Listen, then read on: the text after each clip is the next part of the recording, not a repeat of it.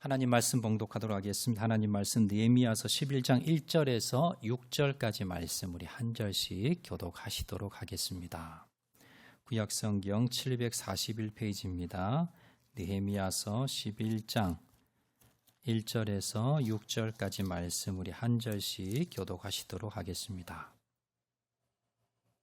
1절 말씀 제가 먼저 봉독합니다. 백성의 지도자들은 예루살렘에 거주하였고 그 남은 백성은 제비 뽑아 10분의 1은 거룩한 성 예루살렘에서 거주하게 하고 그 10분의 9는 다른 성읍에 거주하게 하였으며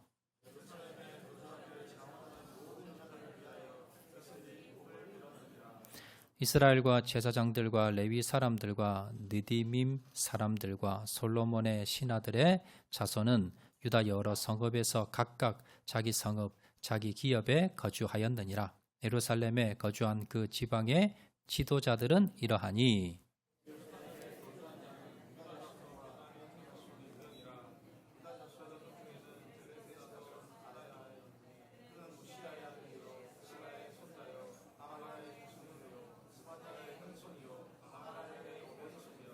또 마세야니 그는 바룩의 아들이요 골호세의 손자요 하사야의 증손이요 아다야의 현손이요 요야립의 5대 손이요 스가랴의 6대 손이요 실로 사람의 7대 손이라. 예루살렘에 거주한 메레스 자손은 모두 468명이니 다 용사였느니라. 아멘. 옆에 분 한번 인사하실 때 잘 오셨습니다. 우리 은혜 많이 받읍시다. 옆에 분 한번 인사해 주시기 바랍니다. 감사합니다. 프랑스어 중에요, 노블레스 오블리주라는 말이 있습니다. 직역을 하면 귀족은 의무를 갖는다 이런 뜻입니다. 명예라는 노블레스 그리고 의무라는 오블리제, 이게 합한 말로 명예, 즉 지위가 있는 사람은 그 지위에 합당한 그러한 의무, 책임이 있다라는 그러한 의미입니다. 그래서 지도자들, 높은 자리에 있는 사람들이 더 책임과 의무가 있기 때문에 힘들고 공동체가 힘들고 어려울 때에 그 책임과 의무를 솔선수범해서 그렇게 해야 된다, 이런 의미로 많이 쓰임받고 있습니다. 자, 그런데 우리나라 사람은 어떻습니까? 우리나라의 지도층이다 하면요, 정치인들이지요, 고위 관리들이지요. 그런데 우리나라는 사실 좀 정치인들, 또 지도자들, 고위 관리들 이런 분들의 평이 별로 좋지 않습니다. 왜냐하면 과거에 다른 아닌 분도 계신데요, 과거에 정치하는 분들이나 아니면 고위 관료들 중에 자기 자녀들은 군 면제를 시키고 또 자신의 그 권리를 이용해서 부동산 투기나 아니면 이런 것들을 통해서 개인 그런 부정을 저지르고, 자, 이런 지도자들, 정치인들이 많았기 때문에 우리나라에서는 별로 지도자들이 인정받지 못하고 손가락질 받는 사람들도 많이 있었습니다. 오늘 본문에 보시면 이스라엘 백성들의 지도자는 그렇지 않았던 것 같습니다. 본문에 보면 예루살렘 성을 위해서 자원에 헌신했던 사람들을 만날 수가 있는데요. 자, 특별히 느헤미야는요, 52일 만에 성벽을 다 만들었습니다. 자, 그리고 난 뒤에 예루살렘 성을 재건하기 위해서 이스라엘 백성들 가운데 바로 회개의 운동, 부흥의 운동을 일으키게 됩니다. 자, 여기 은혜 받았던 이스라엘 백성들, 지도자들은요, 자진해서 자신들이 지난 시간에 살펴본 대로요, 지도자들, 백성의 대표들이 나와서 도장을 찍고 서약을 합니다. 이제 하나님만 섬기겠습니다. 내가 주를 성수하겠습니다. 그리고 이방인들은 우리 며느리, 아내를 쫓아내겠습니다. 그리고 하나님 앞에 하나님 11조를 우리가 정직하게 바치겠습니다. 우리가 예배를 제대로 드리겠습니다. 그러면서 이제 서약을 하면서 이제 모든 것이 이제 끝난 것 같습니다. 그런데 한 가지 문제점이 또 하나 남아 있습니다. 자, 이건 뭐냐면 예루살렘 성 안에 살 사람이 없다는 거예요. 지금 느헤미야가 예루살렘 성을 재건하기 위해서 온 겁니다. 그래서 제일 문제가 성벽 만드는 거예요. 성벽이 없으니까 이게 성에 구실을 못하는 거예요. 그래서 성벽을 52일 만에 만들었습니다. 그리고 이제 그 안에 영적 회개운동, 부흥의 운동을 일으킨 거예요. 자, 그럼 다 된 것 같은데 문제는 뭐냐면 성 안에 사람이 없는 거예요. 느헤미야서 7장 4절 보시면 자, 이렇게 기록합니다. 우리 다 같이 읽겠습니다. 시작. 그 성읍은 광대하고 그 주민은 적으며 가옥은 미처 건축하지 못하였음이니라. 예루살렘 성 안의 상황이 지금 이래요. 성읍은 어떻다? 광대하다, 넓다는 거예요. 근데 거기에 사는 주민은 거의 없다는 겁니다. 그리고 그 안에 살 집은 있다 없다? 없다는 겁니다. 지금 예루살렘 성 건축을 했는데, 성벽은 건축했는데 지금 백성들의 부흥운동도 일어나고 이제 예루살렘 성을 회복을 해야 되는데 문제는 거기 살 사람들이 없다는 겁니다. 한국에는요, 어디 많이 살려고 합니까? 서울에 많이 살려고 합니다. 서울 중에 어디 많이 살려고 합니까?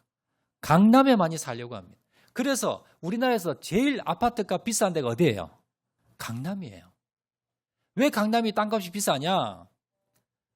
아파트는 적은데, 땅은 적은데 살려는 사람이 많으니까 자동적으로 뭐가 올라가요? 땅값이 올라가는 거예요. 그래서 강남에 가면요, 아파트 값이 뭐 70억, 80억 이렇게 하는 아파트가 엄청 많습니다. 여긴 반대예요, 지금. 지금 본문에 나온 예루살렘은 지금 예루살렘이 지금 유다의 수도가 예루살렘입니다. 예루살렘 성 안에 땅값이 어때요? 폭락한 거예요. 땅을 공짜로 줘도 사람들이 안 오겠다는 거예요. 그거 안 살겠다는 겁니다. 완전히 한국과 지금 반대입니다. 자, 그러면 사람들이 왜 예루살렘 성 안에 살려 하지 않는가? 크게 세 가지 이유가 있습니다. 자, 첫 번째 이유는요, 적의 침략이 빈번한 거예요. 지금 성벽을 만들기는 만들었는데 언제 적들이 쳐들어올 줄 모릅니다. 적들이 쳐들어오면 뭐부터 부셔요? 예루살렘 성벽부터 부시고요. 그리고 성 안에 먼저 쳐들어옵니다. 그리고 예루살렘 성 안에 살면 이제 뭘 해야 되냐면 이 성 안을 지켜야 되는 거예요. 그래서 자신들이 뭐 생업도 하지만 수시로 불려나가서 뭘 해야 되냐면 예루살렘 성을 지켜야 되는 거예요.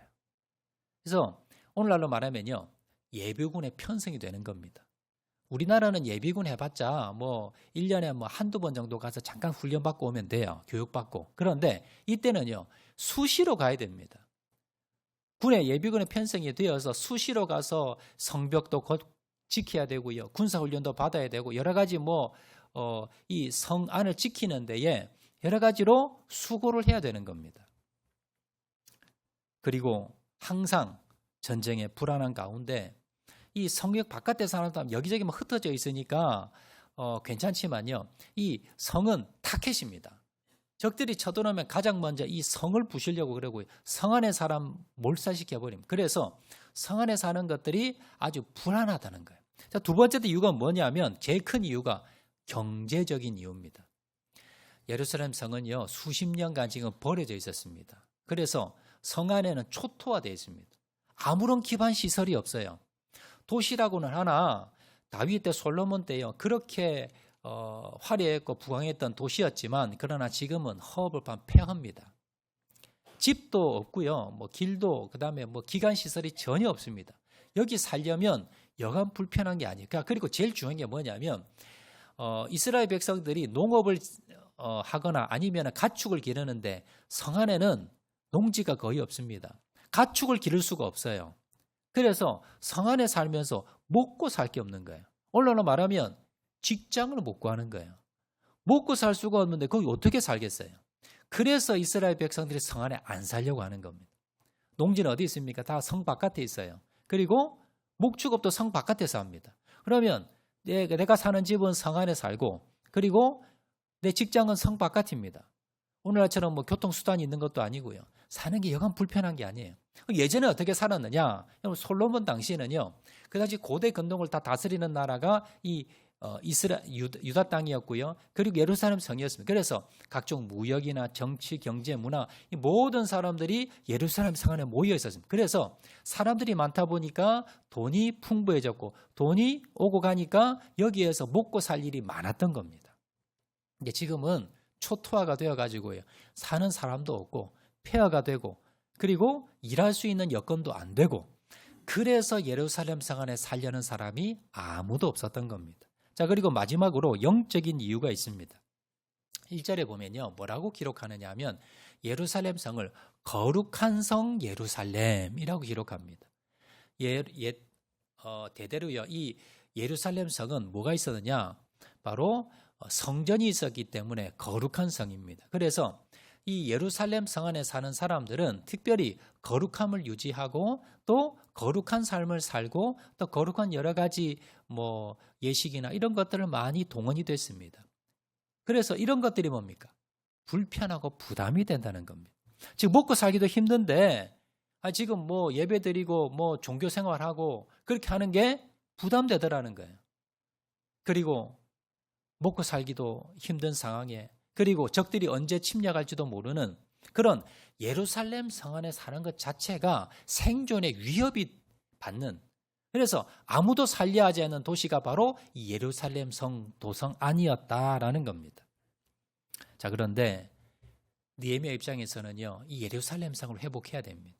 지금 유다 백성들을 회복하기 위해서는 바로 예루살렘 성이 회복이 돼야 되는데 이제 다른 모든 것들은 갖추어졌는데 문제는 뭐냐면 예루살렘 성 안에 살 사람이 없는 겁니다. 그래서 어떻게 하면 예루살렘에 사람들이 살게 할까 고민을 하다가 드디어 이제 예루살렘의 성 안에 살 사람들이 이제 뽑히게 되고요. 이제 정해지게 됩니다. 자, 그러면 예루살렘 성 안에 사는 사람들은 누구였는가? 어떤 사람들이 예루살렘 성 안에 살게 되었는가? 이게 오늘 본문에 나오는데요. 자, 먼저 세 가지 부류의 사람들이 있었습니다. 자, 첫 번째 부류의 사람들은요.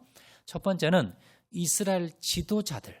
이스라엘 지도자들이 솔선수범해서 먼저 예루살렘에 거주하게 됩니다. 자, 오늘 보면 1절 말씀 상반절 우리 다 같이 읽겠습니다. 시작.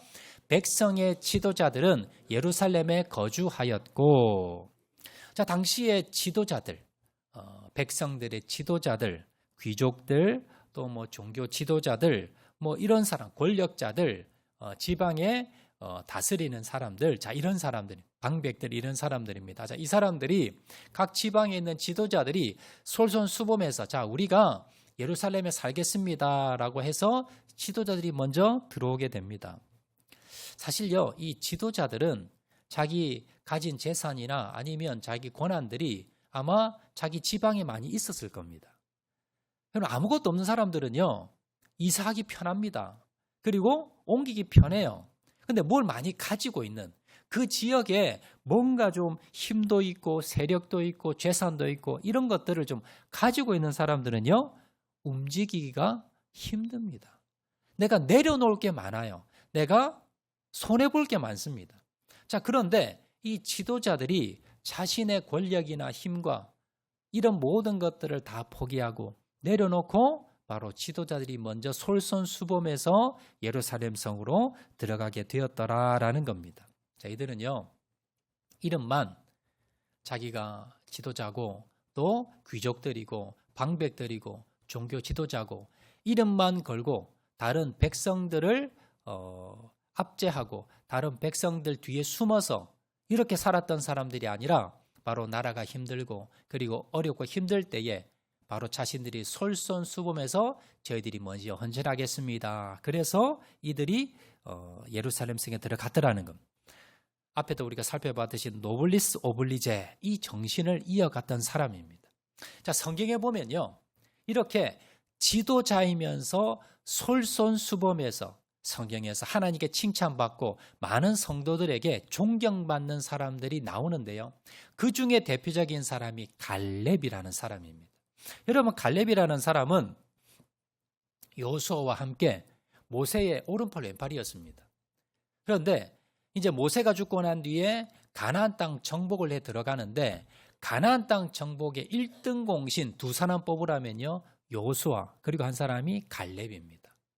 이렇게 갈렙은요, 가나안 땅 정복의 1등 공신이었습니다. 가장 앞장서서 군대를 데리고 가장 힘들고 어려운 곳을 정복했던 장수가 바로 이 갈렙이었고요. 자, 그러다가 그의 나이가 85세가 되었고 이제 정복을 다 끝내고 난 뒤에 땅을 분배를 하는데, 자, 그런데 이 갈렙이 나는 이 땅을 좀 주세요라고 자원을 하는데요. 그 땅이 어디냐? 여호수아 14장 12절에 나옵니다. 자, 다 같이 한번 읽겠습니다. 시작.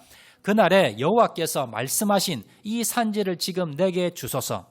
당신도 그날에 들으셨거니와 그곳에는 아낙 사람이 있고 그 성읍들은 크고 견고할지라도 여호와께서 나와 함께 하시면 내가 여호와께서 말씀하신 대로 그들을 쫓아내리이다 하니. 갈렙이 지금 여호수아께 자, 땅을 분배하는데 사람들이 다 어때요? 다 지금 나서질 않습니다. 왜냐하면 지금 땅을 정복은 했는데 문제는 뭐냐면 이 가나안 족속을 다 몰아낸 게 아니에요. 곳곳에 이 사람들이 남아 있습니다. 내가 땅을 분배받으면 그걸 그냥 내가 취하는 것이 아니라 그 땅에 있는 가나안 땅 거민들을 쫓아내야 되는데 이 가나안 땅 거민 중에 아주 센 사람이 누구냐? 바로 헤브론에 사는 사람들입니다. 그래서 여기는 아무도 지금 땅을 받으려 하질 않는 거예요. 준다고 하는데도.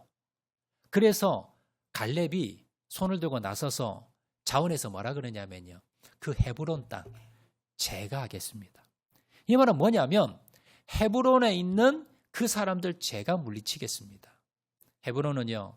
무엇이 있습니까? 성읍이 크고 견고하다는 겁니다. 아낙 사람들이 있다. 아낙 사람들이 거인 사람들입니다. 군대가 막강하고 그리고 성읍들이 견고하기 때문에 그래서 제가 그 땅을 받겠습니다. 내 나이 85세지만 하나님 함께 하시면 내가 할 수 있습니다. 라고 자원에서 그 땅을 선택했던 사람이 바로 갈렙입니다. 그래서 갈렙이 지금까지 하나님 성경에서요. 위대한 인물로 기록되어 있고 그 당시 백성들이 얼마나 존경했겠습니까? 지금까지 저렇게 헌신하고 희생했는데 앞장서서 저렇게 1등 공신인데 자기가 제일 편한 땅 그리고 제일 안전한 땅 그런 땅 받아도 누구 할 말이 없는데 그런데도 불구하고 마지막까지 어떻게 합니까? 힘들고 어려운 땅을 하겠다라고 자기가 자원에 나섰다는 겁니다. 여러분 오늘 본문에 나오듯이요. 예루살렘 성의 회복은 무엇을 통해서 일어났느냐? 바로 지도자들의 먼저 헌신. 지도자들이 먼저 솔선수범해서 저희들이 희생 헌신하겠습니다라고 먼저 나왔기 때문에 예루살렘 성이 회복에 갔었다는 것을 여러분 기억하시기 바랍니다. 우리 교회도 마찬가지예요. 가정도 마찬가지고 교회도 마찬가지고 공동체도 마찬가지입니다.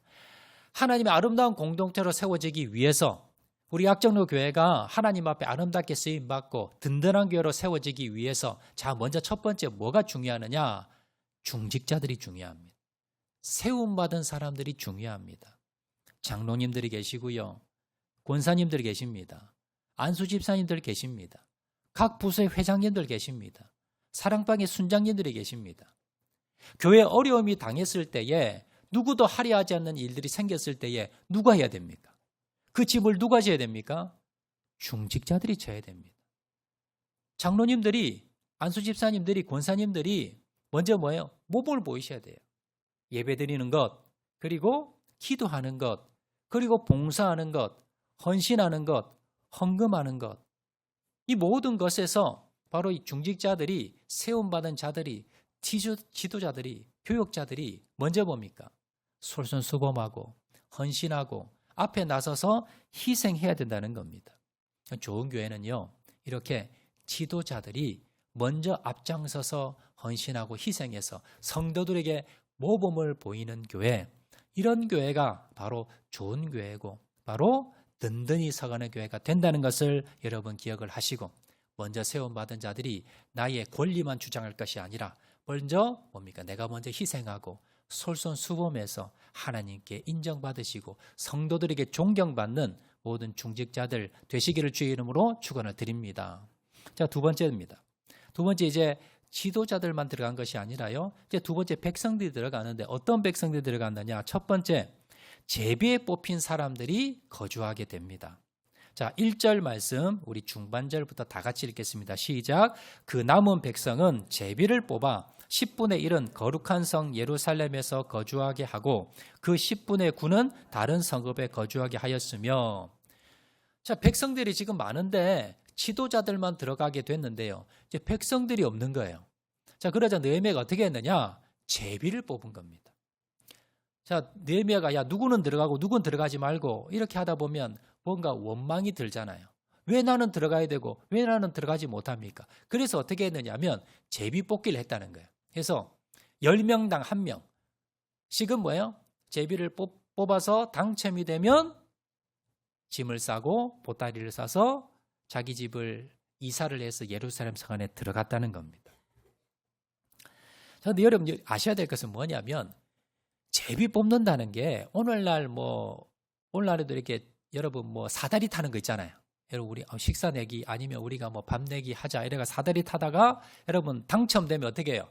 아이 재수가 없어서 이게 당첨이 됐네 이러잖아요.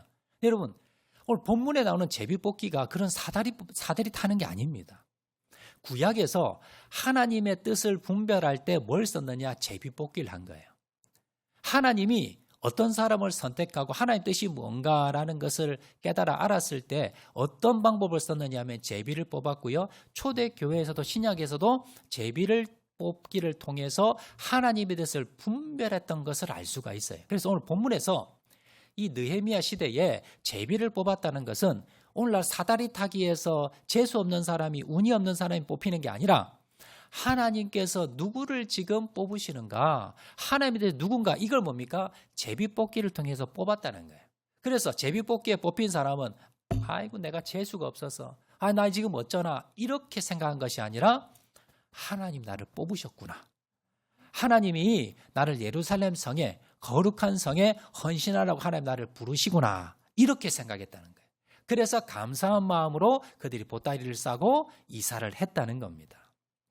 여러분 오늘날도 마찬가지입니다. 여러분 오늘날 교회도요. 봉사를 하다 보면 다 모든 사람이 똑같은 봉사하는 게 아니잖아요. 어떤 사람들은 좀 힘들고 또 어렵고 또 어떤 사람들은 좀 사람들이 하려 하지 않고 좀 불편하고 이런 것들을 할 때가 있습니다. 그럼 이런 생각이 들어요. 목사님은 왜 나는 이렇게 어려운 거 시키나? 아니 왜 나는 다른 사람은 편한 거 하는데 나는 왜 어려운 거 하나? 이런 생각이 들 때도 있어요. 예를 들면 같은 이제 안내를 서잖아요. 그런데 좀 날씨가 좋은 날 안내 당번이 되면 좋아요. 그런데 이번 달처럼 이렇게 더운 날, 어제 부산이 35도였습니다. 양산이 39.3도였습니다. 기록 갱신이에요. 이렇게 더운 날 여러분 가만히만 서 있어도 이 실내에 있으면 시원하잖아요. 저 바깥에 여러분 햇빛에 서가지고요 주보 나눠주고 땀이면 서 있어도 줄줄 흐릅니다. 그럼 이렇게 생각할 수 있어요. 나는 왜 그럼 8월 달에 이렇게 당첨이 돼가지고 또 여러분 겨울날에 영하에 여러분 밖에 서 계시면 나는 왜 또 1월 달이야? 이렇게 생각되신 분 계세요. 또 식당도 마찬가지입니다. 식당도 여러분 주방에서 여러분 땀을 아까 제가 내려가 보니까 식당에서 밥 하시는 분들이요. 에어컨 틀어놔도 땀을 줄줄 흐릅니다. 나는 왜 이렇게 더운 날 이렇게 땀 흘리는 이런 날 나는 왜 당번이야? 왜 나는 왜 재수가 없어? 이렇게 생각할 수 있는데요. 아니라는 겁니다. 이게 모두 다 뭐예요? 하나님의 섭리고 하나님께서 나를 힘들고 어려울 때에 하나님께서 나에게 이 일을 맡기신 거예요. 여러분 그렇게 받아들이시면 이 모든 것이 뭐예요? 하나님의 은혜고 하나님이 나에게 맡기신 사명이라고 받아들이면 원망불평이 안 나는 겁니다. 가정도 마찬가지예요. 하필이면 나는 왜 이런 부모 만나서 이렇게 고생하고 하필이면 나는 왜 이런 남편 만나서 왜 나는 이렇게 고생하고 하필이면 나는 왜 이런 아내를 만나서 왜 이렇게 나는 고생하고 우리 자녀들은 왜 이렇게 다른 사람들처럼 다른 자녀처럼 왜 그렇게 하지 못할까? 그렇게 여러분들이 원망이 들 때가 있습니다. 그런데요. 하나님이 참새 한 마리도 그냥 떨어지는 법이 없습니다. 그런데 여러분 내가 이 부모 밑에서 이런 남편을 만나고 이런 자녀를 낳고 여러분 여기에서 이런 자리에서 헌신하시고 이게 우연일까요? 아니라는 거예요. 하나님의 섭리가 있다는 거예요. 하나님이 나를 여기에 헌신하도록 이런 직장에 이런 가정에 이런 교회에 이 일에 하나님이 맡기셨다는 여러분 하나님의 섭리라는 마음을 가질 때에 여러분들이 원망하지 않고 불평하지 않고 감사한 마음으로 다른 사람 바라보며 비교하는 것이 아니라 이 일은 하나님이 맡긴 거야. 하나님이 나를 이 자리에 세웠어. 여러분 그 마음으로 헌신하시는 저와 여러분 되시기를 주의 이름으로 축원을 드립니다. 세 번째입니다. 세 번째 어떤 부류의 사람들이 또 들어갔는가? 자원하는 백성들이 있었습니다. 자, 2절 말씀 다 같이 읽겠습니다. 시작. 예루살렘에 거주하기를 자원하는 모든 자를 위하여 백성들이 복을 빌었느니라. 이게 보시면, 자, 앞에서는 자원하는 지도자가 있었지요. 리더들이 있었습니다. 두 번째는요, 제비에 뽑힌 사람이 있었습니다. 자, 그리고 2절에 보면 예루살렘에 거주하기를 자원하는 모든 자. 그러니까 그 외에도 백성들 중에 뭐 많은 사람은 아니었지만, 소수였지만, 그러나 백성 중에서 제가 가겠습니다. 제가 제비 뽑히진 않았지만, 제가 지도자는 아니지만, 그러나 제가 자원해서 제가 예루살렘 성에 들어가서 살겠습니다 라고 자원했던 백성들이 있었더라라는 겁니다. 여러분, 이들은요, 굳이 짐을 져야 될 책임도 없었습니다. 지도자도 아니었습니다. 제비 뽑기에 뽑히지도 않았습니다. 그렇지만 그들이 저렇게 느헤미야가 와서 우리 고국 유다 땅을 예루살렘 성을 회복하려고 하는데, 하나님께서 느헤미야를 통해서 이 예루살렘 성을 다시 회복하려고 하는데, 내가 헌신해야지, 내가 수고해야지, 비록 내가 힘들고 어렵지만 내가 자원해서 헌신해야 되겠다라고 생각하고는 자원했다는 거예요. 자, 그런데 여러분 2절 한 번 더 한번 읽어볼게요. 자, 이런 사람들에게 백성들이 어떻게 대우했는가 나오는데요. 2절 말씀 한 번 더 읽겠습니다. 시작.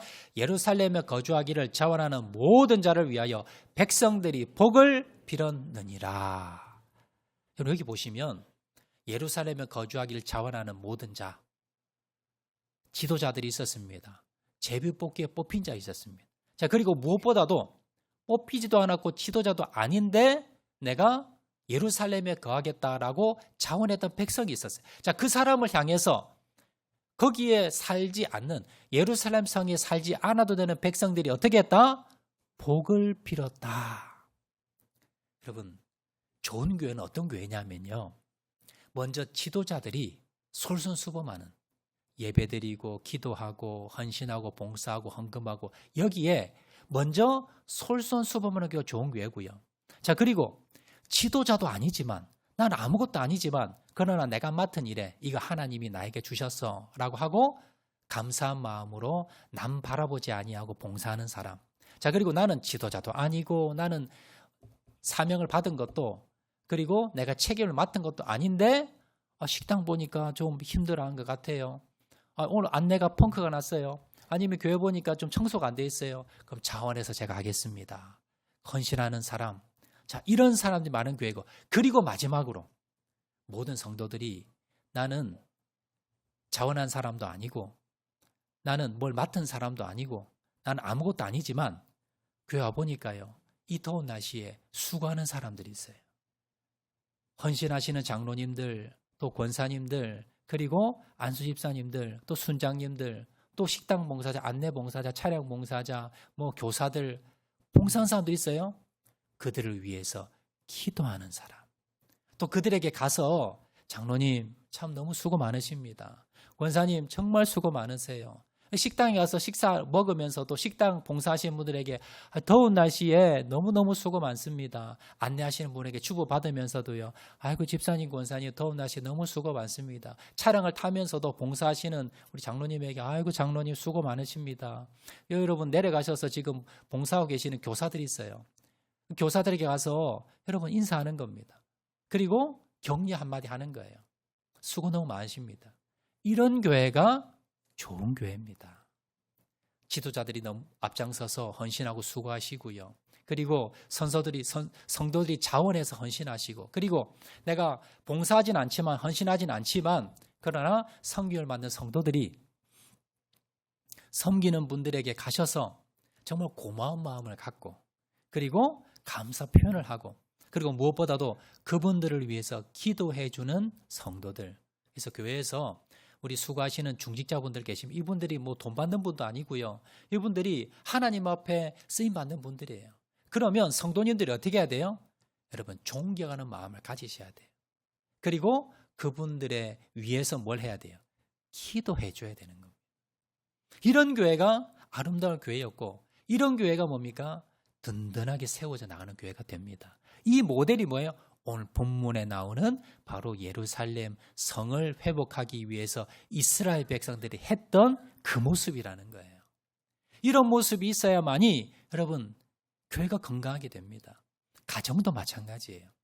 가정에서 먼저 남편은 어떻습니까? 남편이 이 더운 날씨에 여러분 바깥에 서서만 있어도 땀이 줄줄 납니다. 그런데 우리 남편들 중에서는요, 그 바깥에서 하루 종일 땀을 흘리며 일하는 분들도 계세요.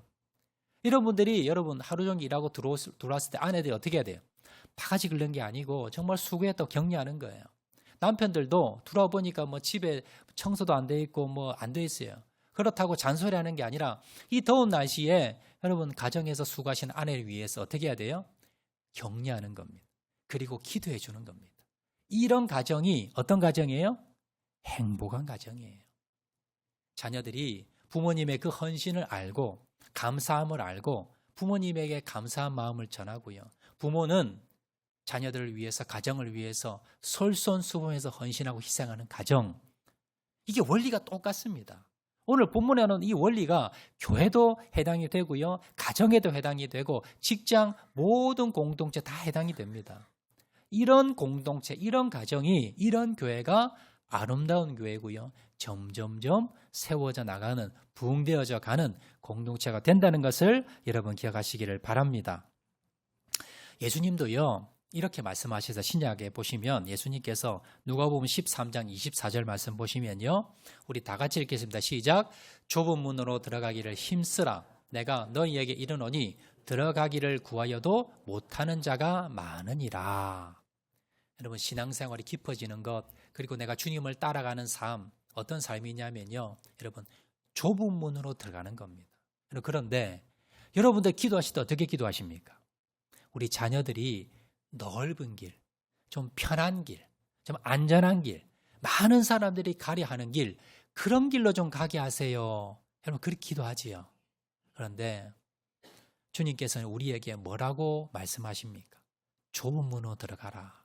사람들이 가려 하지 않는 좁은 문으로 들어가라. 그 말은 뭡니까? 우리가 교회에서 헌신할 때 사람들이 다 하려고 하는 거 그거 말고 사람들이 다 하지 않으려고 하는 거 그거 하라는 거예요. 가정에서도 여러분 서로 하려 하지 않는 일을 하라는 겁니다. 직장에서도 마찬가지고요. 그런 삶을 사는 것이 바로 예수님의 제자고 예수님의 길을 따라가는 삶이다 라고 말씀하고 있더라는 거예요. 이런 사람이 많은 교회가 좋은 교회입니다. 이런 사람이 많은 가정이 좋은 가정이고요. 이런 사람들이 많은 공동체가 좋은 공동체입니다. 거창에 가면요. 거창 중고등학교가 있습니다. 이 거창의 저 시골에 정말 이름도 없는 그런 학교였는데요. 이 거창 중고등학교가 유명한 많은 인재를 낳는 그런 유명한 학교가 됐어요. 그 이유 중에 하나가 뭐냐면 그 교장 선생님이었던 전영찬 교장 선생님이 계셨는데 그 가르침이 탁월했습니다. 교정에 가면요. 학교 교정에 가면 큰 돌판에 큰 돌비석에 이런 글이 새겨져 있습니다. 직업 선택에 쉽게. 이 거창 중고등학교 졸업한 학생들에게 너희들이 직업을 선택하려면 이런 직업을 선택해라 라고 10가지 내용이 나와 있는데 제가 한번 읽어드릴게요. 첫 번째, 월급이 적은 쪽을 택하라. 두 번째, 내가 원하는 곳이 아니라 나를 필요로 하는 것을 택하라. 세 번째, 승진의 기회가 거의 없는 곳을 택하라. 네 번째, 모든 조건이 갖추어진 것을 피하고 처음부터 시작해야 하는 황무지를 택하라. 다섯 번째, 앞을 다투어 모여드는 곳은 절대 가지 말라. 아무도 가지 않는 곳으로 가라. 여섯 번째, 장래성이 전혀 없다고 생각되는 곳으로 가라. 일곱 번째, 사회적 존경 같은 것은 바라볼 수 없는 곳으로 가라. 여덟 번째, 한가운데가 아니라 가장자리로 가라. 아홉 번째, 부모나 아내나 약혼자가 결사 반대하는 곳이면 틀림없이 좋은 곳이다. 의심하지 말고 가라. 열 번째, 왕관이 아니라 단두대가 기다리고 있는 곳으로 가라. 이 말이 결국은 무슨 말입니까? 예수님께서 하셨던 말씀, 좁은 문으로 들어가라. 그 말씀을 학생들에게 이렇게 구체적으로 만든 겁니다. 이 전여자 교장님은요, 학생들에 가르칠 때 이렇게 가르쳤다고 합니다. 불편하게 살아라. 왕관이 있는 곳에 가지 말라. 대신에 십자가가 있는 곳으로 가라. 내가 가고자 하는 곳으로 가지 말고 너를 필요로 하는 곳으로 가라. 이렇게 가르쳤다는 거예요. 주님도 우리에게 그렇게 가르칩니다. 왕관이 있는 곳이 아니라 십자가가 있는 곳, 힘들고 어려운 곳, 그렇지만 하나님이 원하시는 곳. 그래서 여러분, 우리가 사람들이 원하는 곳이 아니라 하나님이 원하시는 것. 그래서 여러분들이 교회에서요, 내가 어떤 헌신을 할까? 사회에서, 가정에서 무엇을 할까? 여러분, 어떤 것이 좋은 곳입니까? 주님이 원하시는 곳. 그럼 주님이 원하시는 곳은 어떤 곳입니까? 좁은 문입니다. 사람들이 하기 싫어하는 것. 여러분, 사람들이 하기 싫어하는 것을 많이 하려고 하는 사람, 이 사람들이 많이 모인 곳이 바로 주님의 제자가 되는 사람들이고, 그리고 이곳이 바로 아름다운 곳이고, 그리고 이곳이 바로 주님이 원하는 것이고 미래가 있는 공동체입니다.